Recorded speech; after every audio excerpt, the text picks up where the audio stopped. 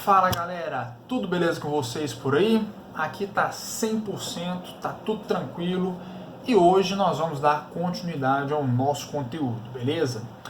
E galera, o seguinte, nós estamos estudando Europa, né? Nós falamos sobre o comportamento demográfico, questões sobre pirâmide etária lá da Europa, falamos de um processo de inversão de pirâmide etária, que é algo muito importante, que muitos países da Europa hoje estão começando a sofrer com isso, tá? Porque vai lembrar o seguinte, ainda nós não temos uma pirâmide totalmente invertida, mas nós temos pirâmides que estão no processo da inversão, tá bom? E nós falamos que isso não gera um problema e tudo mais, né? E hoje nós vamos entrar no conteúdo novo aqui, que é uma questão sobre o uso dos recursos naturais e as indústrias, né? Porque vale lembrar o seguinte, a indústria, gente, ela precisa de um combustível para poder gerar sua energia, né? E os recursos naturais aqui são essenciais para as indústrias, para a gente poder entender toda essa questão de como a indústria vai trabalhar e por aí vai, beleza? Então, vamos embora. Seguinte, a gente vai falar aqui das matrizes energéticas. A matriz energética que toda indústria precisa. O que é uma matriz energética? É aquele combustível que vai gerar energia. Quando a gente fala logo no surgimento da indústria, lá atrás, no século XVIII, 1750 aproximadamente, surge ali a primeira indústria na cidade de Manchester, né? Qual que era a matriz energética da época? O famoso carvão mineral. Descobriram o carvão mineral, aliás, já era descoberto o carvão, mas começaram a utilizar o carvão para poder movimentar as máquinas das indústrias.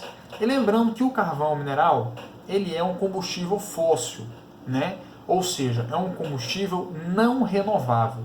Então, o carvão mineral, o petróleo e o gás natural. Todos esses três são combustíveis fósseis. Eles são considerados não renováveis. E eu quero chamar a atenção para vocês numa coisinha desses não renováveis aqui.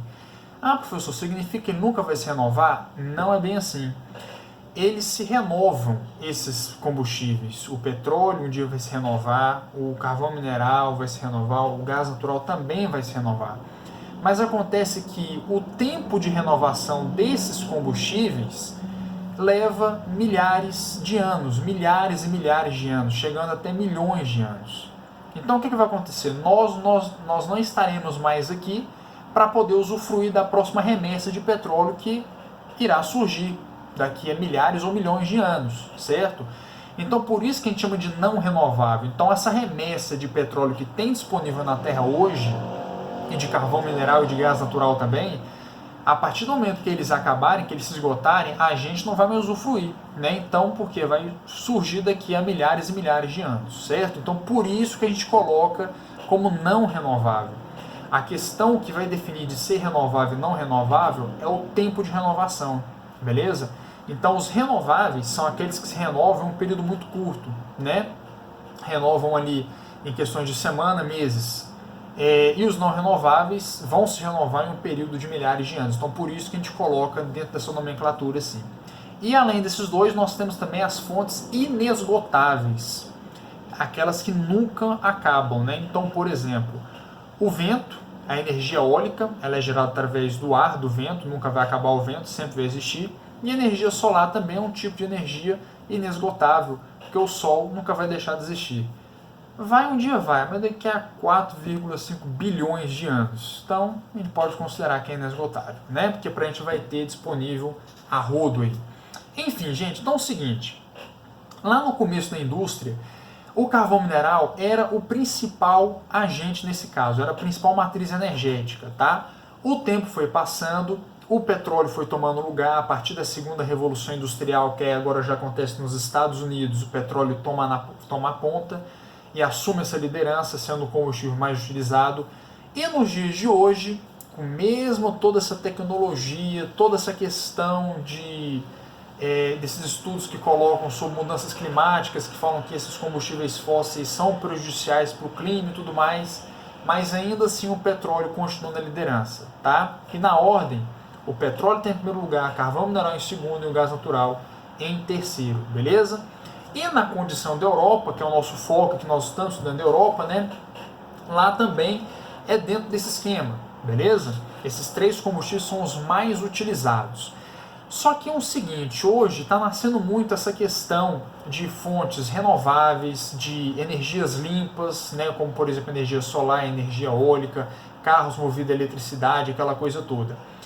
E até mesmo por conta da questão do clima, né? O povo está colocando hoje o clima em xeque, né? Pô, o clima está aí, está aumentando, temperatura global, isso aqui e tudo mais, e aí a gente continua usando esse petróleo. Mas por que mesmo tendo essas tecnologias das energias renováveis, energias limpas, mesmo assim ainda a gente utiliza esses combustíveis fósseis? Gente, vai entrar numa questão chamado o calor específico, né? A questão da queima desses combustíveis fósseis gera mais energia do que as energias limpas, certo? Então o petróleo, o carvão mineral, o gás natural gera mais energia do que a energia eólica, a energia solar, entre outras energias que nós temos de energias limpas por aí, beleza? Então esse calor específico é bem mais aguçado nos combustíveis fósseis do que nas energias limpas. Por conta disso, como gera mais energia, esses combustíveis são mais utilizados. Mas o que está acontecendo hoje? Tem todo esse medo, né, do mundo todo, um dia esse petróleo vai acabar, esse carvão vai acabar, e aí? E a gente vai ter que partir para essas energias limpas e renováveis. Então, por conta disso, muitas empresas e indústrias hoje estão investindo de forma pesada nessa questão sobre as energias limpas, né, para que elas consigam gerar mais energia, mesmo não poluindo como esses combustíveis fósseis poluem. Né? Então hoje tem uma grande preocupação no mundo todo, porque, gente, é óbvio, em um momento esse petróleo vai acabar e não vai ter mais disponibilidade, né?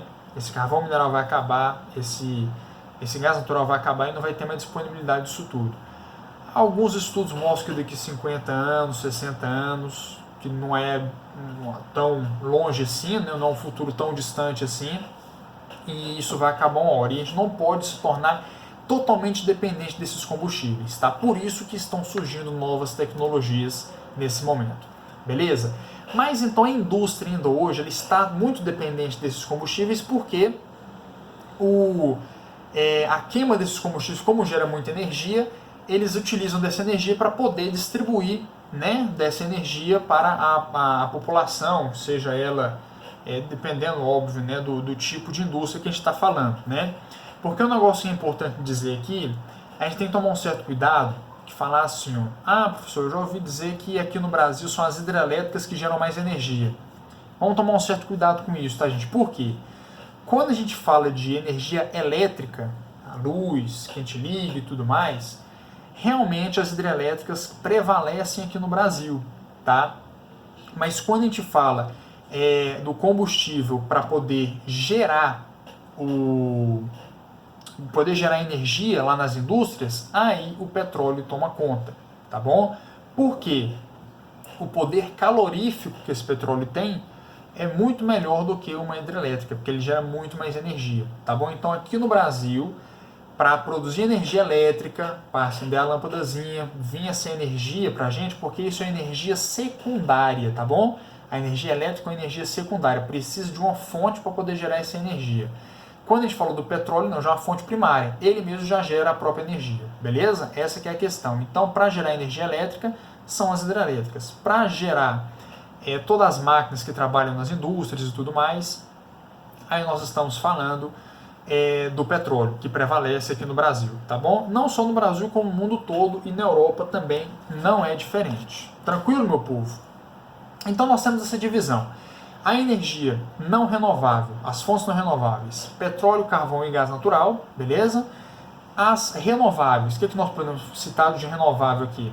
As hidrelétricas são renováveis e as biomassas, como por exemplo o etanol. O etanol, gente, é um tipo de combustível que ele é retirado através de um processo da cana-de-açúcar. A gente pega a cana-de-açúcar, com a cana a gente consegue fazer o etanol, beleza? A cana é um doce, também nós temos o milho também, que é o mesmo sentido, a gente pega esse milho e consegue gerar álcool, né, o etanol, através do enzima do milho e também da cana de açúcar, beleza? A gente consegue fazer isso aí. E além disso tudo, a gente tem também as inesgotáveis que eu comentei com vocês, né? De que elas nunca vão acabar, como por exemplo o vento e o sol, tá? A gente vai ter a disponibilidade delas sempre aí. Mas a grande questão é, essas energias, esses combustíveis, né? Não geram tanta energia assim quanto os combustíveis fósseis, tá? O poder calorífico, o que é o poder calorífico? O poder dela poder gerar mais energia, o poder da geração de energia. O poder calorífico dos combustíveis fósseis é maior do que das outras energias, sendo elas renováveis ou inesgotáveis, beleza? Por isso que ainda existe uma dependência das indústrias nesses combustíveis fósseis aí, nesses combustíveis, tá bom? Meu povo, para não estender muito o vídeo, eu vou cortando por aqui, e na próxima aula a gente vai separando direitinho, falando dessa questão da indústria, tá? Porque mesmo a Europa sendo dependente dessa questão da utilização de petróleo, do carvão e por aí vai, ela é uma das pioneiras também, as indústrias europeias, né? Elas são as pioneiras nas questões de energias limpas, tá? Que eu ainda vou comentar isso aí tudo com vocês, porque devido a algumas conferências do clima, que muitos países da Europa viram participando, ela se comprometeu a investir em novas tecnologias, beleza? Mas por hoje a gente vai ficando por aqui.